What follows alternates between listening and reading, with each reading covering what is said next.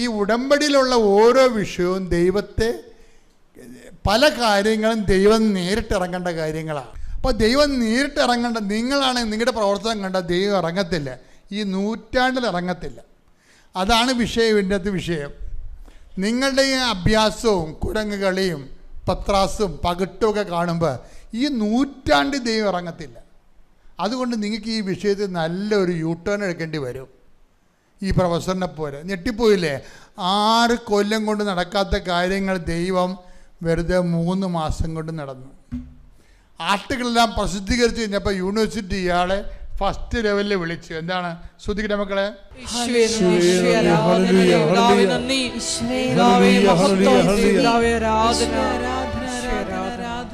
Pre PhD പ്രസന്റേഷന് വിളിച്ചു. 6 കൊല്ലം മുമ്പ് വിളിക്കേണ്ടതായിരുന്നേ. PhD കൊടുക്കണ മുമ്പുള്ള സബ്ജക്റ്റ് പ്രസൻറ്റേഷന് വിളിക്കുകയാണ്. സബ്ജക്റ്റ് പ്രസൻറ്റേഷന് സംഭവം തള്ളിപ്പോവും. ഒന്നാമത്തെ കേസിൽ ഇയാളിത് വെച്ചതിന് ശേഷം ഈ സബ്ജക്റ്റിൽ എത്രയോ പേര് PhD എടുക്കുമ്പോൾ നോക്കുന്നുണ്ട്. അപ്പോൾ ഗൈഡ് മാർക്കിനെ സംബന്ധിച്ചത് പച്ചവെള്ളം പോലെ ഈ സംഭവം കറക്റ്റാണ്. അവർ തിരക്കും തലങ്കം വിലങ്കും ചോദ്യങ്ങൾ ചോദിക്കുമ്പോൾ തന്നെ നമ്മൾ ബോധം കെട്ട് വീഴും. പിന്നെ ആംബുലൻസും വിളിച്ചുകൊണ്ട് ചെല്ലേണ്ടി വരും ഇയാളെടുത്തുകൊണ്ട് പോരാൻ. അത്രയ്ക്കും പഠനമാണ്. വിറച്ചു പോകും ഈ സംഭവം. വിറച്ചു പോകുമ്പോൾ ഇയാൾക്ക് തോന്നി ഏതായാലും പ്രസൻറ്റേഷനിൽ വിളിച്ചിട്ടുണ്ട്, ഇനി എന്താ മാർഗം? അവരെന്തെന്നാ ചോദിക്കും? എന്നെ വാക്കുമുട്ടിക്കുമോ? ഞാനവിടെ വിറച്ച് തല്ലി വീഴുമോ? വേർത്തൊലിക്കുമോ? ഒരു പിടിയുമില്ല. പക്ഷെ ഒരു കാര്യം സത്യമാണ്. എന്താ കാര്യം? ഇയാൾ പണ്ട് അന്ധവിശ്വാസം എന്ന് വിളിച്ചിരുന്ന സാധനമുണ്ട്. പണ്ട് ഉപ്പിടുന്ന കാര്യം പറയുമ്പോൾ പുള്ളിക്ക് പറയും അതൊക്കെ അന്ധവിശ്വാസികൾ ചെയ്യണ പരിപാടിയല്ലേ എന്ന് പറയണ. പ്രൊഫസർ പറഞ്ഞുകൊണ്ടിരുന്നതാണ്. ഉപ്പിടുന്ന് കൊടുത്തു വിടും, പക്ഷേ ഉപ്പ് വീട്ടിൽ തന്നെ ഇരിക്കും. കാര്യം എന്താണ്? ഇതൊക്കെ ഞാൻ കൊണ്ട് വല്ലയിടത്തൊക്കെ ഉപ്പിട്ട് കഴിഞ്ഞാൽ അത് അന്ധവിശ്വാസം എന്ന് പറയത്തില്ലേ. അപ്പോൾ അങ്ങനെ ഉള്ളൊരു ഐഡിയയിലാണ് പുള്ളി ഉപ്പ് അനക്കാതെ വെച്ചുകൊണ്ടിരിക്കുകയാണ്.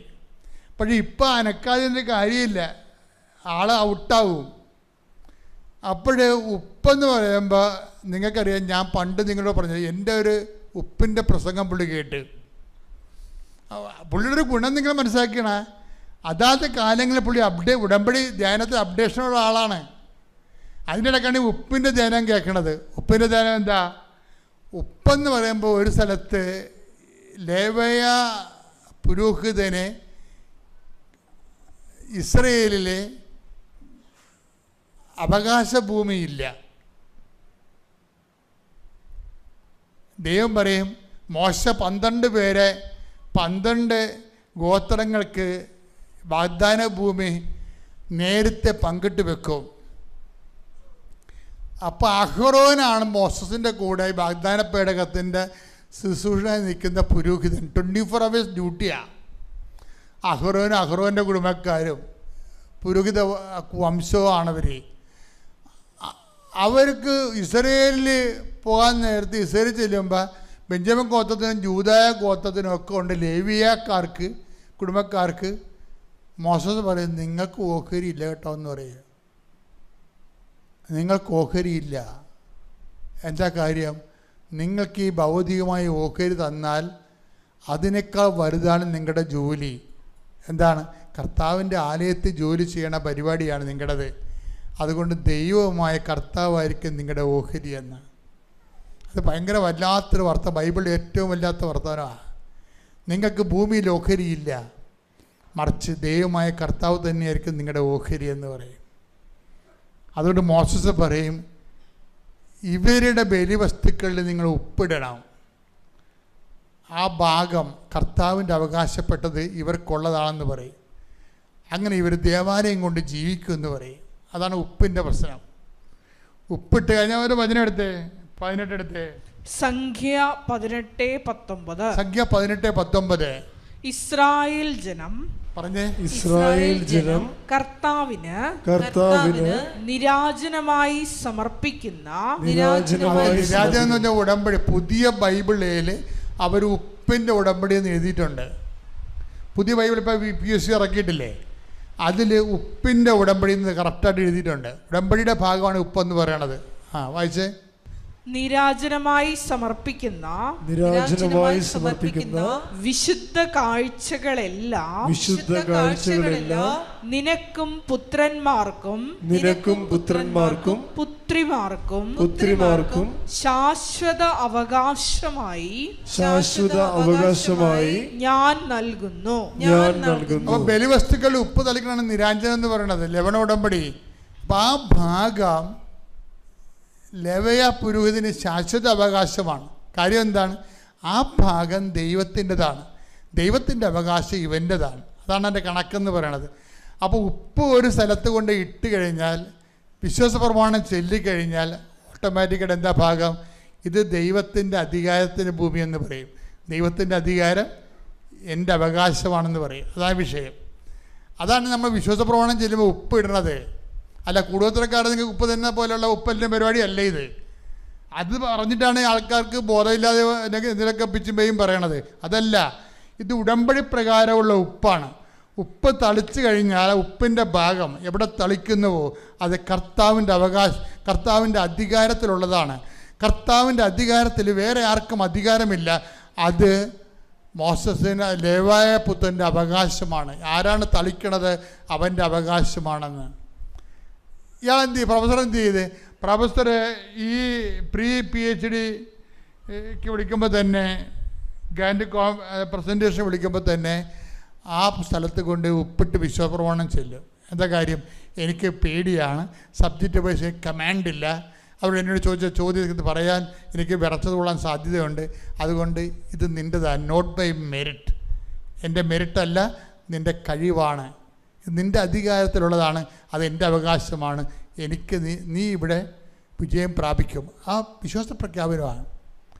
5 മിനിറ്റ് 10 മിനിറ്റ് കൊണ്ട് ആ സെക്ഷൻ ഓവറായി, ഈ മനുഷ്യൻ പാസ് ഔട്ടായി പോകുന്നു. ഇത്രയും സ്പീഡാണ് ഈ വിഷയം. ദൈവത്തിന് പ്രഖ്യാപിച്ചു കഴിഞ്ഞാൽ എത്ര പെട്ടെന്നാണ് ഈ വിഷയം നടക്കുന്നത്. പക്ഷെ ഒരു പ്രശ്നം വെച്ച് കഴിഞ്ഞാൽ ഇതിനെക്കുറിച്ച് നമ്മളെ അതാണ് ചിലർക്ക് പറയുന്നത്.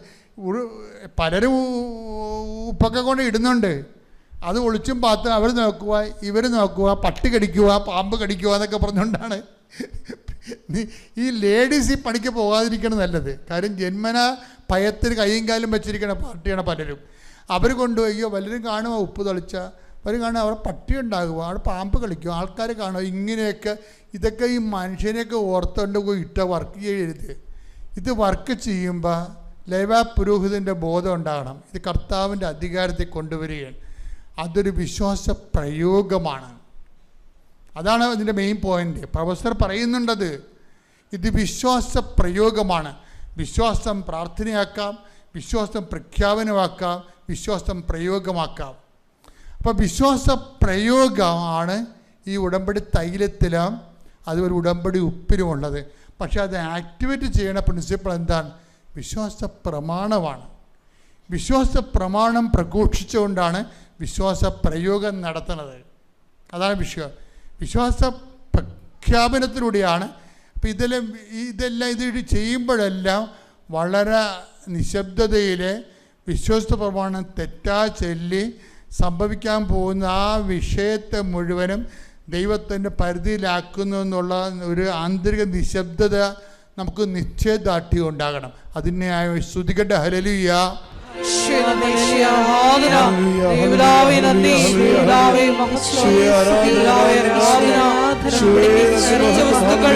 ശ്വാസത്തോടെ പ്രയോഗിച്ചുകൊണ്ട് സാക്ഷികളാകുവാൻ ഈ ആരാധനയിലൂടെ ഞങ്ങൾ അഭിഷേകം ചെയ്യണമേ.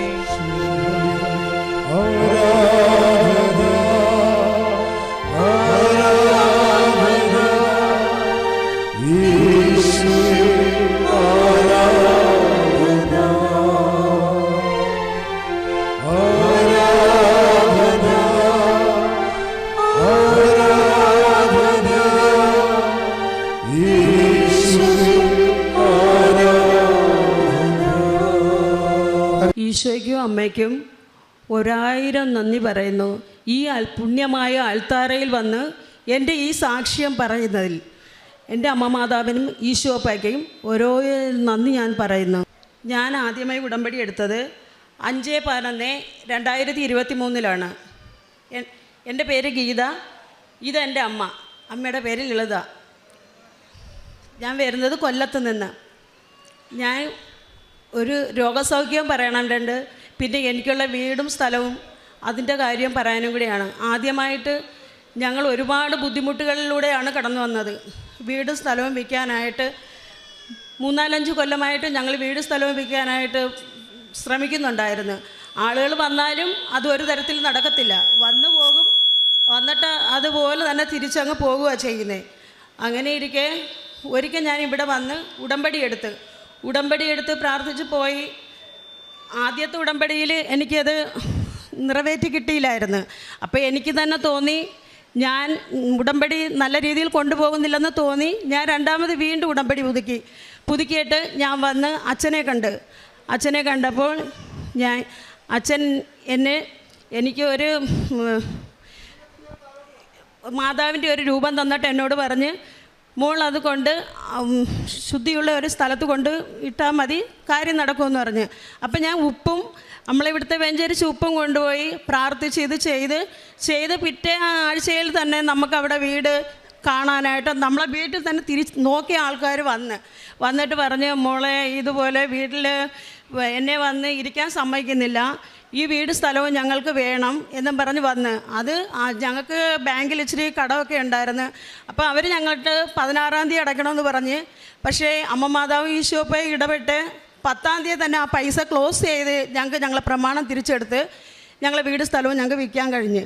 അതിൽ അമ്മ മാതാവിനോടും ഈശോപ്പായോടും ഞാൻ 1000 നന്ദി പറയുന്നു. എത്ര നന്ദി പറഞ്ഞാലും തീരത്തില്ല. അത് കണക്കുള്ള തന്നെ കാര്യം. പിന്നെ അതുപോലെ ഞാൻ ഒരു 14 വർഷമായിട്ട് മരുന്ന് കഴിച്ചുകൊണ്ടിരിക്കുന്ന ഒരു രോഗിയായിരുന്നു. എനിക്ക് ഹാർട്ടിന് ഇത് കണക്ക് വീക്കവും പിന്നെ വേരിയേഷനും പ്രഷറ് പിന്നെ കൊളസ്ട്രോൾ അങ്ങനെയുള്ള ഒരുപാട് രോഗങ്ങൾ എനിക്കുണ്ടായിരുന്നു. ദേഹത്ത് നീര് വരികയൊക്കെ ചെയ്യുമായിരുന്നു. ഞാൻ മരുന്ന് സ്ഥിരമായിട്ട് കഴിച്ചുകൊണ്ടിരിക്കുന്നതാണ്. കൊല്ലത്തൊരു ഡോക്ടറെ കാണുന്നുണ്ടായിരുന്നു. അപ്പോഴേ 3 മാസം കൂടുമ്പം തോറും ചെക്കപ്പിന് പോകും. ഇവിടെ വന്ന് ഈ 3 വർഷമായിട്ട് ഞാൻ ഉടമ്പടി എടുത്തതിന് ശേഷം ഞാൻ ഒരു മരുന്ന് പോലും ഞാൻ കഴിക്കുന്നില്ല. എനിക്കൊരു പനി വന്നാൽ പോലും ഞാൻ ഒരു മരുന്നും കഴിക്കാറില്ല. ഈ അമ്മ മാതാവിൻ്റെ ഉപ്പാണ് ഞാൻ കഴിക്കുന്നത്. ഉടമ്പടി തൈലം എൻ്റെ നെറ്റിയിൽ ഞാൻ കുരിശ് വരയ്ക്കും. ചിലപ്പോൾ ഞാൻ തേനും ഉപയോഗിക്കാറുണ്ട്. കാലുവേദന അങ്ങനെയുള്ള എന്ത് അസുഖം അതിലും ശരി തന്നെ ഈ തൈലത്തിലൂടെ തന്നെയാണ് എൻ്റെ രോഗങ്ങളെല്ലാം മാറുന്നത്. പിന്നെ പറയാനായിട്ടാണെങ്കിൽ 3 മാസം കൂടുമ്പോഴത്തേക്ക് എനിക്ക് ഡോക്ടറെ അടുത്ത് പോകണം ചെക്കപ്പിന്. ഞാൻ ഇപ്പോഴും ഡോക്ടറെ അടുത്ത് പോകുന്നുണ്ട്. എനിക്കൊരു കുഴപ്പമില്ല, ഞാൻ നല്ല ആരോഗ്യമായിട്ടിരിക്കുന്നു. പക്ഷേ എങ്കിലും എനിക്ക് ഡോക്ടറെ കാണാതിരിക്കാൻ ഒക്കുകയില്ല. മരുന്ന് കഴിക്കുന്നില്ല, കഴിക്കുകയും വേണ്ട. ഞാൻ എന്നാൽ ഡോക്ടറെ കാണുന്നുണ്ട്. എല്ലാം എൻ്റെ അമ്മ മാതാവിൻ്റെ ഈശോപ്പായുടെയും അനുഗ്രഹത്താൽ കൂടി തന്നെയാണ്. പിന്നെ ഇനി അടുത്തതായിട്ട് പറയാനുള്ളത് എൻ്റെ അമ്മയുടെ കാര്യമാണ് പറയുന്നത്. അമ്മയ്ക്ക് കഴിഞ്ഞ വർഷം ഒരു ജൂൺ ജൂലൈ ഒക്കെ ആയപ്പോഴത്തേക്ക് മുട്ടിന് ഭയങ്കര വേദനയായിട്ട് വന്നു. അപ്പം നമ്മൾ കൊല്ലത്തൊരു ഡോക്ടറെ കൊണ്ടുവന്ന് കാണിച്ച് ഒരുപാട് മരുന്ന് കഴിച്ചെങ്കിലും അത് മാറിയില്ല മുട്ടിന്. അപ്പോൾ മുട്ടിൻ്റെ ബാക്കിലായിട്ട് ഒരു മുഴ പോലെ വന്ന അമ്മയ്ക്ക്. ആ മുഴ എത്ര കാണിച്ചിട്ടും കാണിക്കില്ല. ഒരുപാട് ഡോക്ടറെ കൊണ്ട് കാണിച്ച് ഞങ്ങൾ മാറിയും തിരിഞ്ഞു കാണിച്ചിട്ടൊന്നും മാറുന്നില്ലായിരുന്നു. അമ്മയ്ക്ക് വേദന എണീറ്റ് നടക്കാൻ പറ്റത്തില്ല. അങ്ങനെ ഒരു ദിവസം രാത്രി എൻ്റെ അടുത്ത് പറഞ്ഞ് വേദനയായിട്ട് വയ്യല്ലോ എന്ന് പറഞ്ഞു. അങ്ങനെ ഞാൻ എന്ത് ചെയ്ത് തൈലം എടുത്ത് അമ്മയുടെ നെറ്റിയിലും കുരിശ് വരച്ച് ആ കാലിലും തൈലം എടുത്ത് കുരിശ് വരച്ചിട്ട് തടവിയിട്ട് നമ്മൾ നേർച്ച വസ്തുവായി ഉപ്പും എടുത്ത് ചൂട് വെള്ളത്തിനകത്ത് ഇട്ടിട്ട് അമ്മയുടെ കാല് നല്ല വൃത്തിയായിട്ട് തടവി ആ മുഴയുടെ അടുത്തും വെച്ച് പ്രാർത്ഥിച്ച് എന്നിട്ട് ഞാൻ അമ്മയോട് പറഞ്ഞു, അമ്മ കിടന്നുറങ്ങ്, കുറച്ച് ഇരുട്ടി, ഒത്തിരിയായി, ഒരു 10-12 മണിയായി. അപ്പം ഞാൻ പറഞ്ഞു ഞാനങ്ങ് പോട്ടമ്മയെന്ന് പറഞ്ഞ് ഞാൻ മേളിലങ്ങ് റൂമിലോട്ട് പോയി. അപ്പം ഞാൻ രാവിലെ ആയിട്ട് വരുമ്പം ഇതണക്ക് ഞാൻ 4-4:30 ആകുമ്പോൾ എണീക്കും. കുളിച്ച് വൃത്തിയായിട്ട് വന്ന് എനിക്ക് പ്രാർത്ഥിക്കണം, അച്ഛന് ഡെയിലി ബ്രെഡ് കാണണം. അതുകൊണ്ട് ഞാൻ പ്രാർത്ഥിച്ചിട്ട് നേരെ താഴെ ഇറങ്ങി വന്നപ്പോഴത്തേക്ക് അമ്മ ഇറങ്ങി വന്നിട്ട് എൻ്റെ അടുത്ത് പറഞ്ഞ എടി ഇതണക്ക് ഇന്നലെ രാത്രി ആയപ്പോഴത്തേക്ക് ഒരു 2:30 മണിയായപ്പം എന്തെന്ന് അറിയത്തില്ല 2 കുഞ്ഞുങ്ങൾ വെള്ള ഡ്രസ്സും ഇട്ട് ഒരു ചുവപ്പ് ഷാളും ഇട്ട് 2 പേര് എൻ്റെ അടുത്ത് വന്നിട്ട് എൻ്റെ കാല് ഇതുപോലെ പിടിച്ച് തടവിയിട്ട് കാല് പയ്യെ പൊക്കിയിട്ട് മേളിലോട്ടാക്കിയിട്ട് തിരിച്ച് താഴോട്ട് വെച്ച് തന്നെന്ന് പറഞ്ഞു. എന്നിട്ട് അവർ ചിരിച്ച് അമ്മയെ തടവിയിട്ട് തിരിച്ച് പോയെന്ന് പറഞ്ഞു. അപ്പോൾ രാവിലെ അമ്മ ഇതണക്ക് എണീറ്റ് എന്ന് എണീക്കലും കേട്ട് നേരത്തെ എണീറ്റ് വന്ന് അമ്മ നോക്കിയപ്പോൾ അമ്മയുടെ കാലിലുള്ള ആ മുഴ പിന്നെ കാണാനേ ഇല്ല. പിന്നെ ഇന്ന് വരെയും ആ മുഴയെ പറ്റിയോ പിന്നെ ആ ഡോക്ടറെ ഒന്നും നമുക്ക് പോയി കാണേണ്ട ഒരാവശ്യമില്ലായിരുന്നു. അത് ആ അസുഖം പൂർണ്ണമായിട്ടും അമ്മയ്ക്ക് അത് മാറ്റിത്തന്ന എൻ്റെ അമ്മ മാതാവും തിരുകുമാരനും കൂടിയായിട്ട്. പിന്നെ ഇപ്പോൾ ഈ 2 ആഴ്ചയായിട്ട് കാലിൽ 2 വിരൽ ഇതുപോലെ നീര് വന്നിട്ട് പഴുത്ത് പൊട്ടി. അപ്പോൾ അതുപോലെ ഹോസ്പിറ്റലിൽ കൊണ്ടുപോകുമ്പം ആ ഡോക്ടർ തന്നെ പറഞ്ഞത് പൊട്ടി, അമ്മയ്ക്ക് ഷുഗറും കൂടെ ഉള്ളതാണ്, പൊട്ടി ഒലിച്ചു കഴിഞ്ഞാൽ പിന്നെ വേറെ പ്രശ്നമാവും, മേളിലോട്ടൊക്കെ മരവിക്കും, അങ്ങനെ ഇതൊക്കെ പറഞ്ഞ് പേടിപ്പിക്കുകയൊക്കെ ചെയ്ത്. അപ്പോഴും എൻ്റെ കയ്യിലുണ്ടായിരുന്ന എൻ്റെ ഇവിടുത്തെ ഉടമ്പലി തൈലവും ഉപ്പും അത് തന്നെയായിരുന്നു എൻ്റെ അമ്മയ്ക്ക് ഞാൻ കൊടുത്ത മരുന്ന്. ഞാൻ അത് തന്നെ ഉപയോഗിച്ച് അമ്മയ്ക്ക് ചെയ്ത് എന്നൊക്കെ മരുന്ന് മേടിച്ച് കൊണ്ടുവന്ന് ഞാൻ മാതാവിൻ്റെ രൂപയിൽ കൊണ്ടുവച്ചിട്ട് ഞാൻ പറഞ്ഞ്, എനിക്കൊരു ഇത് കണക്കൊരു രൂപമുണ്ട് വീട്ടിൽ, ഞാൻ കൊണ്ടുവന്ന് വെച്ചിട്ട് പറഞ്ഞ്, എൻ്റെ മാതാവേ, എൻ്റെ ഈശോയെ, ഇനി ഞാൻ എൻ്റെ അമ്മയ്ക്ക് ഈ മരുന്ന് കൊടുക്കത്തില്ല. കാരണം എന്ന് വെച്ചാൽ ഈ മരുന്നോടുകൂടി അമ്മയുടെ കാലിൻ്റെ അസുഖം പൂർണ്ണമായിട്ട് മാറ്റി തരണമെന്ന് പറഞ്ഞ്. കാര്യം ഞങ്ങൾക്കൊന്നും തരണ്ട, എൻ്റെ അമ്മ ആരോഗ്യത്തോടു കൂടി ഞങ്ങളെ കൂടെ നിൽക്കണമെന്നുള്ള ഒരേ ഒരു ആഗ്രഹം ഞാൻ കൊണ്ടുവന്ന്. ഞങ്ങൾ 4 പെൺപിള്ളേരാണ്. അപ്പോൾ അമ്മ എൻ്റെ കൂടെയാണ്. ഒന്നുമില്ലേലും അവസാനം വരെ അമ്മ കൂടെ തന്നെ ഉണ്ടാവണമെന്നുള്ള ആ ഒരു ആഗ്രഹം എനിക്കുണ്ട്. എൻ്റെ റൂമിലാണ് എൻ്റെ മാതാവിനെ ഈശോയെ ഞാൻ വെച്ചിരിക്കുന്നത്. എപ്പോഴും എൻ്റെ സങ്കടങ്ങളൊക്കെ ഉണ്ടെങ്കിലും രോഗങ്ങളുണ്ടെങ്കിലും എല്ലാം ഞാൻ അമ്മയെടുത്ത് എന്നാണ് പറഞ്ഞ് കരയുകയും എടുക്കുകയും ചെയ്യുന്നത്. പിന്നെ അങ്ങനെ അമ്മയുടെ അസുഖം അങ്ങനെ അതും പൂർണ്ണമായിട്ടും എനിക്ക് മാറ്റിത്തന്ന്. പിന്നെ ഉള്ളതെന്ന് വെച്ചാൽ കാരുണ്യ പ്രവൃത്തികളൊക്കെ ചെയ്യാറുണ്ട്. കാരുണ്യ പ്രവൃത്തികളെന്ന് വെച്ചാൽ ഞാൻ രോഗികളെല്ലാം പോയി കാണും, ഹോസ്പിറ്റലുകളിൽ പോകും. ഇതിനു മുമ്പ് ആദ്യമൊക്കെ എന്ന് വെച്ചാൽ ഞാൻ എല്ലാ ആഴ്ചകളെയും മിക്ക ദിവസങ്ങളിലും ഞാൻ ഹോസ്പിറ്റലുകളിൽ പോകുമായിരുന്നു. ഇപ്പോൾ എന്ന് വെച്ചാൽ എനിക്ക് ഒരു കൊച്ചുമോനുണ്ട്. അപ്പോൾ അവനെ നോക്കേണ്ടത് അതിൽ എനിക്ക് പോകാൻ പറ്റത്തില്ല. എങ്കിലും ഞായറാഴ്ച ദിവസം ഞാൻ പോയി കുർബാന കാണും. കുർബാന അത് രാത്രിയിലെങ്കിൽ രാത്രിയിൽ, വൈകുന്നേരം ഞാൻ പോയിട്ട് രാത്രി 7-7:30 ആകുമ്പോഴേ തിരിച്ച് ഞാൻ വീട്ടിൽ വരാറുള്ളൂ. ഞാൻ പോവും. അല്ലാതുള്ള വെള്ളിയാഴ്ച ദിവസങ്ങളിൽ ഉണ്ടെന്നുണ്ടെങ്കിൽ ഞാൻ കൊല്ലത്ത് കയ്യെട്ടി ഈശോ എടുത്തുണ്ട്. അവിടെ പോയി ഞാൻ ഇതുപോലെ ഉപവാസം എടുത്തിട്ട് പോയി കുർബാനയെല്ലാം കണ്ട് എല്ലാം കഴിഞ്ഞ് വന്ന് തിരിച്ച് വീട്ടിൽ വരുമ്പോഴത്തേക്ക് തന്നെ ഒരു 2-2:30 മണിയാവും. ഇന്നലെയും ഞാൻ അതുപോലെ പോയിരുന്നു.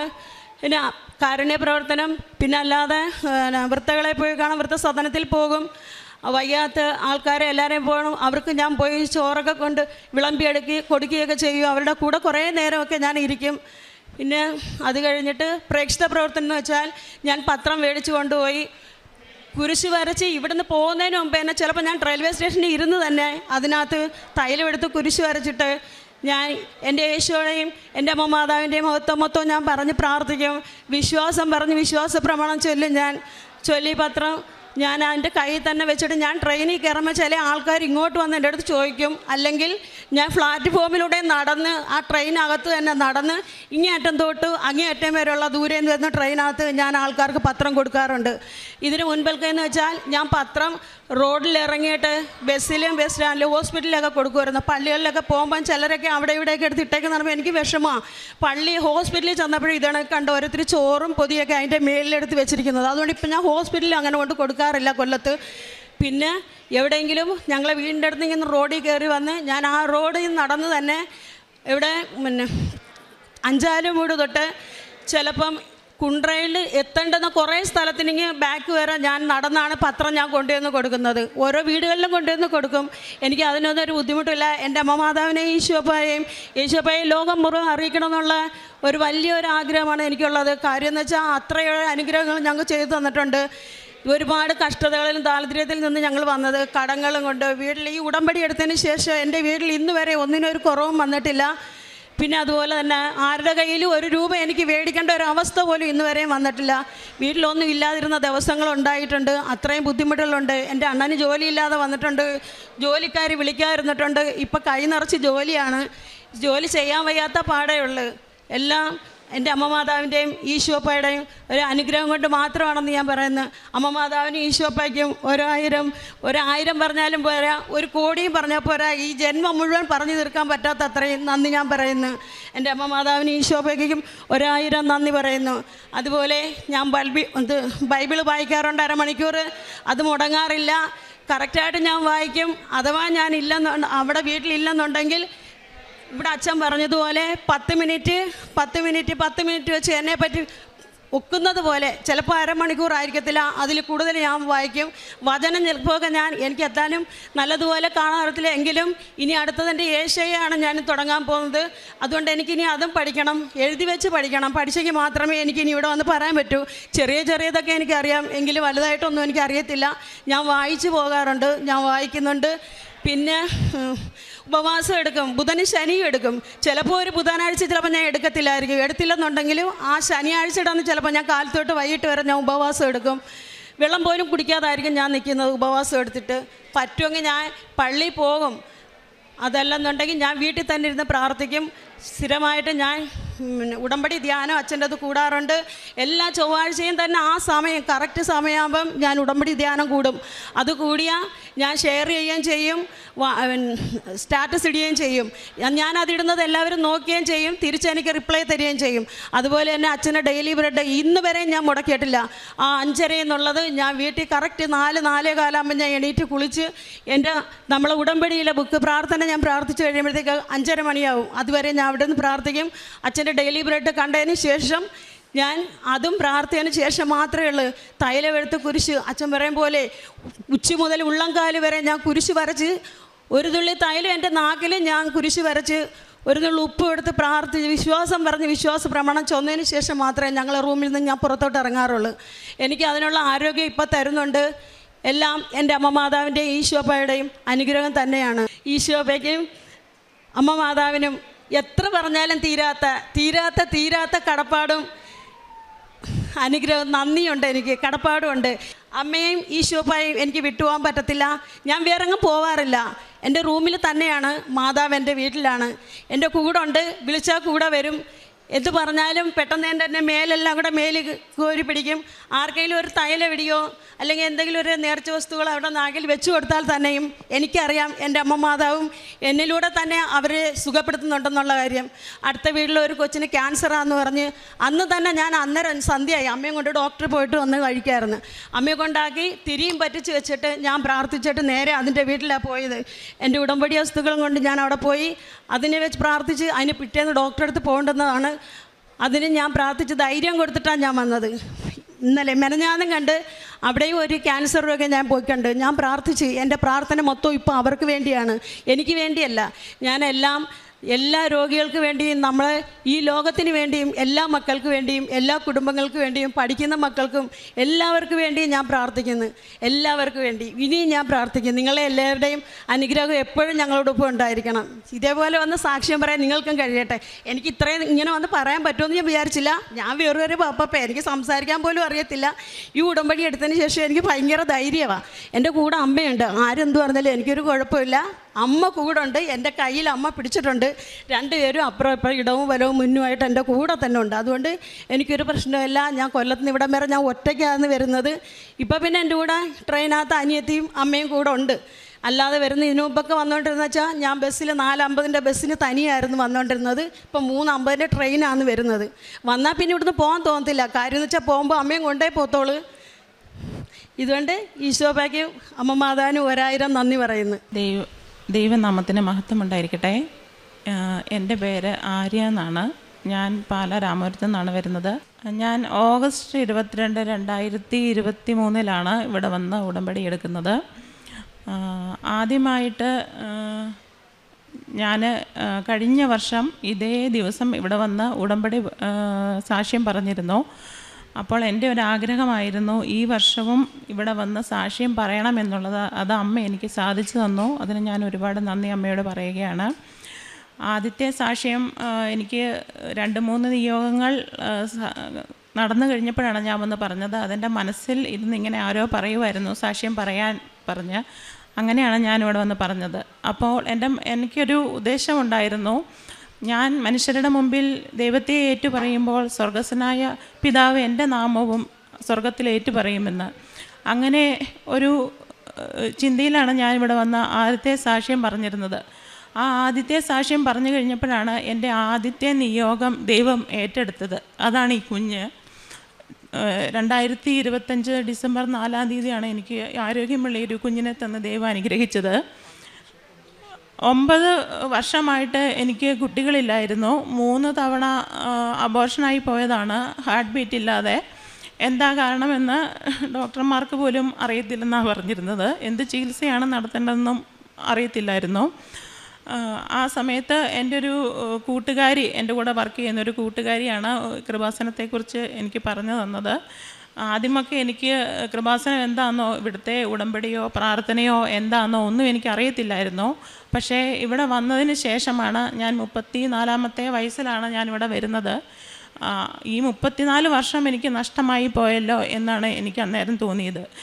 അതിന് ശേഷമാണ് എൻ്റെ ജീവിതത്തിലേക്ക് ദൈവം ഓരോ നല്ല നല്ല അനുഭവങ്ങൾ കൊണ്ടുവരാൻ തുടങ്ങിയത്. പിന്നെ പ്രഗ്നൻസിയിലുടനീളം കോംപ്ലിക്കേഷൻസൊക്കെ പറഞ്ഞിരുന്നു. 3-ാം മാസത്തിൽ ഡൗൺ സിൻഡ്രോം സാധ്യതയുണ്ട് എന്നൊക്കെ പറഞ്ഞിരുന്നു. എന്നാലും ഞാൻ വിശ്വാസത്തിലൂടെ ഇവിടുന്ന് തന്ന എല്ലാ വിശുദ്ധ വസ്തുക്കളും ഉപയോഗിച്ച് പോന്നിരുന്നു. തൈലം വയറിൽ പൂശി കുരിശ് വരച്ച് പ്രാർത്ഥിച്ചിരുന്നു. വിശുദ്ധ ഉപ്പും തേനും എല്ലാം ഉപയോഗിച്ചിരുന്നു. പിന്നെ എന്നെ ബലഹീനയായ സമയത്ത് ദൈവം കർത്താവ് എന്നെ അവിടുത്തെ വചനങ്ങളിലൂടെ ശക്തിപ്പെടുത്തിയിരുന്നു. 3-ാം മാസത്തിൽ ഒരു പക്ഷേ ഡൗൺ സിൻഡ്രോം ഉണ്ടെങ്കിൽ കുട്ടിയെ അബോർഷൻ ചെയ്യണമെന്ന് ഡോക്ടർ പറഞ്ഞപ്പോൾ ഞാൻ ദൈവത്തിനോട് പറഞ്ഞു, എനിക്ക് കുഞ്ഞിനെ വേണമെന്ന് ഞാൻ പറഞ്ഞു. എന്നിട്ട് ഞാൻ ബൈബിൾ തുറന്ന് നോക്കിയപ്പോൾ കർത്താവിനോട് പറഞ്ഞു, അവരെ ഞാൻ വർദ്ധിപ്പിക്കും, അവരെണ്ണത്തിൽ കുറയുകയില്ല, അവർക്ക് നിശ്ചയിച്ചിരിക്കുന്ന ദേശത്ത് നിന്ന് ഞാൻ അവരെ ബഹിഷ്കരിക്കുകയില്ലെന്ന്. ദൈവത്തിന് ഞാൻ നന്ദി പറഞ്ഞുകൊള്ളുന്നു. ബലഹീനയായി പോയ സമയത്തും എന്നെ ശക്തിപ്പെടുത്തിയതിന്. പിന്നീട് എനിക്ക് 36 എന്ന് പറഞ്ഞൊരു നമ്പർ എപ്പോഴും എൻ്റെ മനസ്സിൽ ഇങ്ങനെ വരുമായിരുന്നു. അപ്പോൾ 36 വയസ്സായപ്പോൾ ഞാൻ എൻ്റെ ഹസ്ബൻഡിനോട് പറഞ്ഞു, ഈ വർഷം എന്തെങ്കിലും എൻ്റെ ജീവിതത്തിൽ ഒരു അത്ഭുതം സംഭവിക്കുമെന്ന് പറഞ്ഞു. അതുപോലെ തന്നെ 2025 ഡിസംബർ 4 ഈ കുട്ടിയെ എനിക്കുണ്ടായെന്ന് പറഞ്ഞാൽ 36-ാമത്തെ വയസ്സിലാണ് എനിക്ക് എൻ്റെ മോളെ ലഭിച്ചത്. അതിന് ഞാൻ ദൈവത്തിനോട് ഒരുപാട് നന്ദി പറഞ്ഞുകൊള്ളുന്നു. ബലഹീനയായി പോയപ്പോഴും എന്നെ ശക്തിപ്പെടുത്തിയതിനും ഇപ്പോഴും എൻ്റെ കൂടെ നിന്ന് എല്ലാ കാര്യങ്ങളും എനിക്ക് ചെയ്തു തരുന്നതിനും ദൈവത്തിന് ഞാൻ ഒരുപാട് നന്ദി പറഞ്ഞുകൊള്ളുന്നു. ഇനിയും എനിക്ക് ഒരുപാട് സാക്ഷ്യങ്ങളുണ്ട്. സാക്ഷികളില്ലാത്തതിൻ്റെ പേരിലാണ് ഇപ്പം ഞാനത് പറയാത്തത്. ദൈവത്തിനെ മഹത്വപ്പെടുത്താൻ കിട്ടുന്ന ഒരവസരങ്ങൾ പോലും പാഴാക്കരുതെന്നാണ് എല്ലാവരോടുമുള്ള എൻ്റെ അപേക്ഷ. കാരണം ദൈവത്തെ മഹത്വപ്പെടുത്തിയപ്പോൾ ആണ് എൻ്റെ കൃപയിൽ, എൻ്റെ മെറിറ്റിലല്ലാതെ ദൈവത്തിൻ്റെ കൃപയിൽ എനിക്കൊരു കുഞ്ഞിനെ ലഭിച്ചത്. എല്ലാത്തിനും ഞാൻ അമ്മ മാതാവിനോടും തിരുക്കുമാരനോടും യോസേ പിതാവിനോടും നന്ദി പറഞ്ഞുകൊള്ളുന്നു. പിന്നെ എൻ്റെ ഉടമ്പടി ജീവിതം എന്ന് പറഞ്ഞാൽ ഞാൻ എന്നെക്കൊണ്ട് സാധിക്കുന്ന രീതിയിൽ ഭക്ഷണം കൊടുക്കുകയും വസ്ത്രങ്ങൾ കൊടുക്കുകയും അതുപോലെ തന്നെ പൈസയായിട്ട് കൊടുക്കുകയും ഒക്കെ ചെയ്യാറുണ്ട്. ഇവിടുത്തെ ധ്യാനങ്ങളെല്ലാം തന്നെ കാണുകയും ഷെയർ ചെയ്യാറുമുണ്ട്. ഡെയിലി ബ്രെഡ് എന്നും കൂടി സ്റ്റാറ്റസായിട്ട് ഇടാറുണ്ട്. ബൈബിൾ എന്നും വായിക്കാറുണ്ട്.